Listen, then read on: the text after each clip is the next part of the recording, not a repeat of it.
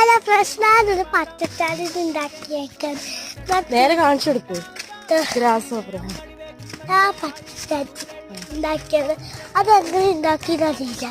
അത് ഞാന് ആദ്യം ഫസ്റ്റ് ഞാൻ മാവിന്റെ ഇല എടുത്തു. മാവ് അത് എടുത്തിട്ട് പിന്നെ അത് മടക്കി പിന്നിട്ട് അതിൻ്റെ ഉള്ളിക്കോറ് സാപ്പാടില പീസ് അതിൻ്റെ ഉള്ളിക്കൂടെ കയറ്റി സപ്പോർട്ടിലും കുത്തി കയറ്റി 4 പീസ് കയറ്റി തിന്നിട്ട് അത് കാണിക്ക് നോക്കട്ടെ. ഗ്രാസ് ഹോപ്പർ ഇതിന് ആർക്ക് കൊടുക്കാൻ പോവാ? ടീച്ചർക്ക്. ഓക്കെ ശരി, നീ പറഞ്ഞതൊക്കെ എല്ലാവർക്കും മനസ്സിലായിണ്ടാവും. അതുകൊണ്ട് നീ നിന്റെ ഒരു പാട്ട് ഇന്നലെ പഠിച്ചില്ലേ? ഇതാണ് പഠിച്ചത്.